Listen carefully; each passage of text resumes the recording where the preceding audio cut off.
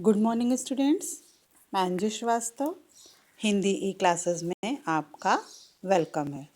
तो स्टूडेंट्स, अब तक मैंने आपको चैप्टर 1 रचना के आधार पर वाक्य भेद और रचनांतरण पढ़ाया। आज हम चैप्टर 2 स्टार्ट करेंगे। हमारा चैप्टर 2 है वाच्य और इसके भेद।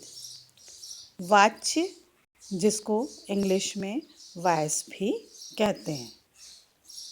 वाच्य के बारे में आपने पहले भी पढ़ा होगा। आज मैं आपको वाच्य की परिभाषा बताती हूँ। तो हिंदी में वाच्य उसको कहा जाता है, क्रिया के उस रूप को कहा जाता है जिससे ये पहचाना जाए कि क्रिया का मुख्य विषय कर्ता है, कर्म है या भाव है। अर्थात हिंदी में क्रिया वाच्य के अनुसार ही बदलती है।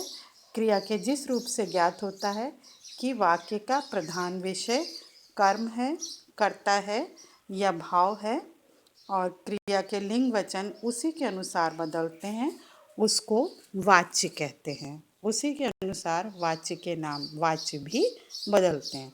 तो इस तरह से वाच्य की परिभाषा हो जाती है कि क्रिया के जिस रूप से ये ज्ञात हो कि वाक्य में क्रिया का मुख्य विषय कर्ता है, कर्म है या भाव है, वो वाच्य कहलाता है। अर्थात क्रिया के जिस रूप से हम ये जानते हैं कि क्रिया कर्ता के अनुसार बदल रही है या कर्म के अनुसार बदल रही है या भाव के अनुसार बदल रही है, उसे वाच्य कहते हैं। वाच्य का शाब्दिक अर्थ होता है बोलने का विषय। तो अब हम जानते हैं वाच्य के भेद या अथवा वाच्य के प्रकार के बारे में। तो स्टूडेंट्स, इंग्लिश में आपको पता ही होगा कि वॉइस दो प्रकार के होते हैं, एक्टिव वॉइस और पैसिव वॉइस। लेकिन हिंदी में तीन वाच्य होते हैं। पहला है कर्तृवाच्य, दूसरा है कर्मवाच्य और तीसरा है भाववाच्य। कर्तृवाच्य को इंग्लिश में एक्टिव वॉइस कहते हैं और कर्मवाच्य को पैसिव वॉइस कहते हैं। इंग्लिश में केवल दो ही वॉइस होते हैं, लेकिन हिंदी में एक तीसरे वाच्य भाववाच्य को भी मान्यता दी गई है। तो चलिए स्टूडेंट्स, अब मैं आपको इनके बारे में विस्तार से बताती हूँ। तो अब आपने जाना कि वाच्य तीन प्रकार के होते हैं। तो हमारा पहला वाच्य है कर्तृवाच्य। जैसा कि नाम से ही स्पष्ट हो रहा है कि कर्तृवाच्य अर्थात जिसमें कर्ता की प्रधानता होती है। तो जिस वाक्य में कर्ता प्रधान होता है और कर्म गौण होता है, अर्थात जिस वाक्य में कर्ता को प्रधानता दी जाती है और कर्म को प्रमुखता नहीं दी जाती है, उसे कर्तृवाच्य कहते हैं। इस वाक्य की सबसे बड़ी पहचान होती है कि इसमें मुख्य विषय कर्ता होता है, कर्म को प्रधानता नहीं दी जाती। जैसे राधा पत्र लिखती है। तो यहाँ पर आप देख रहे हैं कि क्रिया राधा के अनुसार बदल रही है। राधा जो कि स्त्रीलिंग है, इसलिए क्रिया भी उसके साथ स्त्रीलिंग लगी है, लिखती है। और अगर इसी के स्थान पर राम पत्र लिखता है होता, तो राम के अनुसार क्रिया बदल जाती और लिखती है के स्थान पर लिखता है हो जाता। तो इससे स्पष्ट होता है कि जहाँ पर क्रिया कर्ता के अनुसार बदलती है, ऐसे वाक्य कर्तृवाच्य के अंतर्गत आते हैं। तो इस तरह से कर्तृवाच्य की परिभाषा हो जाती है कि कर्तृवाच्य का मुख्य बिंदु कर्ता होता है, क्रिया के लिंग तथा वचन और काल कर्ता के लिंग और वचन के अनुसार ही बदलते हैं। उदाहरण देखिए, जैसे माली पौधों को सींच रहा है, मजदूर इमारत बना रहे हैं। इन क्रियाओं में आप देखेंगे, इन वाक्यों में जो क्रियाएं हैं वो कर्ता के अनुसार हैं। वाक्य का में माली कर्ता है, वो एक वचन पुल्लिंग है, तो क्रिया भी उसी के अनुसार लगी है। जैसे माली एक वचन है तो पौधों को सींच रहा है, क्रिया भी एक वचन की है। इसी तरह खा में मजदूर बहुवचन है तो उसके साथ क्रिया भी बहुवचन की लगी हुई है। तो हम देखते हैं कि दोनों वाक्यों में जो क्रिया है वो कर्ता के लिंग और वचन के अनुसार ही बदल रही है। तो इस तरह से ये कर्तृवाच्य हो जाते हैं। कर्तृवाच्य में दूसरी ध्यान रखने वाली बात है कि कर्तृवाच्य में आकर्मक और सकर्मक दोनों प्रकार की क्रियाओं का प्रयोग होता है। जैसे मोहन पुस्तक पढ़ता है, ये सकर्मक क्रिया है, और कमला हंस रही है, ये अकर्मक क्रिया है। तो स्टूडेंट्स, अब आप सोच रहे होंगे कि ये सकर्मक और अकर्मक क्या है। तो जिन क्रियाओं में कर्म अर्थात ऑब्जेक्ट की आवश्यकता पड़ती है उसे सकर्मक क्रिया कहते हैं, और जिन क्रियाओं में कर्म की आवश्यकता नहीं पड़ती है उसे अकर्मक क्रिया कहते हैं। जैसे फर्स्ट उदाहरण में मोहन पुस्तक पढ़ता है, तो इसमें क्या पढ़ता है? पुस्तक, तो पुस्तक कर्म है।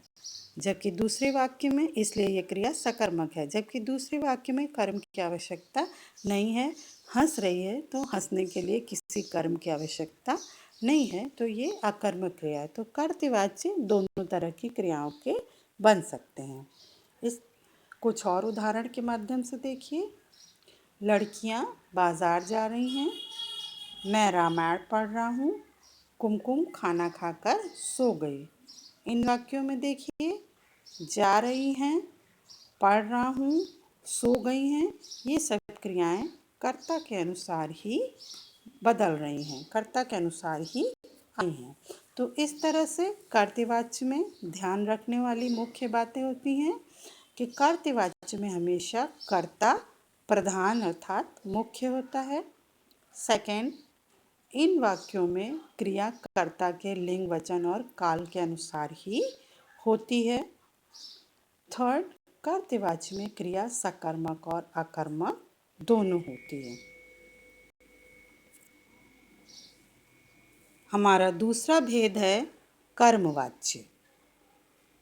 कर्मवाच्य जैसा नाम से स्पष्ट है, कर्म अर्थात जहाँ पर ऑब्जेक्ट को प्रधानता दी जाती है। तो इस तरह से इसकी परिभाषा हो जाती है, जिस वाक्य में कर्म के अनुसार क्रिया होती है उसको कर्मवाच्य कहते हैं। इसमें कर्ता को प्रधानता नहीं दी जाती है, कर्म मुख्य हो जाता है, अर्थात क्रिया कर्म के अनुसार बदलती है। तो इस तरह से कुछ उदाहरणों के माध्यम से देखिए। जैसे फर्स्ट है, मोहिनी द्वारा पौधों को सींचा जा रहा है। सेकंड है, मजदूरों द्वारा इमारत बनाई जा रही है। तो उपयुक्त वाक्यों में आप देखिए, इन क्रियाओं के लिंग और वचन कर्ता के अनुसार न बदलकर कर्म के अनुसार बदल रहे हैं। जैसे वाक्य का में पौधे और वाक्य खा में इमारत कर्म के अनुसार प्रयुक्त हुए हैं। पौधे पुल्लिंग है तो क्रिया भी पुल्लिंग आई है, जबकि कर्ता स्त्रीलिंग है लेकिन क्रिया उसके अनुसार नहीं आई है। इसी तरह मजदूर पुल्लिंग है, इमारत स्त्रीलिंग है, तो क्रिया इमारत के अनुसार आई है क्योंकि इमारत कर्म है। तो इस तरह से हम कह सकते हैं कि कर्मवाच्य में क्रिया के लिंग वचन कर्म के लिंग के वचन के अनुसार ही होते हैं, क्योंकि कर्मवाच्य में कर्म मुख्य होता है। तो इस तरह से कुछ और जगह पर भी कर्मवाच्य का प्रयोग होता है। जहाँ पर कर्ता अज्ञात होता है अर्थात कर्ता का पता नहीं होता है, वहाँ पर भी कर्मवाच्य का प्रयोग होता है। जैसे मोहन को बुलाया गया होगा, बात कही गई होगी, इसमें कहने वाले का पता नहीं है कि किसने बात कही है। तो ऐसे वाक्य भी कर्मवाच्य में आते हैं। सुझाव देने के लिए, जैसे सबूत इकट्ठे किए जाएं और चोर का पता लगाया जाए, इसमें भी कौन कह रहा है उसका पता नहीं है, अर्थात कर्म को प्रमुखता दी गई है। जहाँ कानूनी भाषा का प्रयोग होता है वहाँ भी कर्मवाच्य होता है। जैसे गवाह को पेश किया जाए, आपको सूचित किया जाता है, इसमें भी कहने वाले का नाम नहीं है अर्थात कर्ता नहीं है। इसी तरह जहाँ पर किसी कार्य को करने में असमर्थता दिखाई जाती है वहाँ पर भी कर्मवाच्य होता है। जैसे मुझसे चला नहीं जाता, उससे देखा नहीं जाता। अचानक कोई घटना घट जाए वहाँ पर भी कर्मवाच्य का प्रयोग होता है। जैसे गिलास टूट गया, अरे यह क्या हो गया। तो इस तरह से कर्मवाच्य में कुछ प्रमुख बातें हैं जिनको ध्यान में रखना होता है। इस प्रकार के वाक्यों में के द्वारा या से विभक्ति का प्रयोग होता है। जैसे राधा के द्वारा पुस्तक पढ़ी जाती है, प्रिया के द्वारा खाना खाया जाता है। इसमें के द्वारा के स्थान पर से का प्रयोग भी हो सकता है। जैसे राधा से पुस्तक पढ़ी जाती है, प्रिया से खाना खाया जाता है।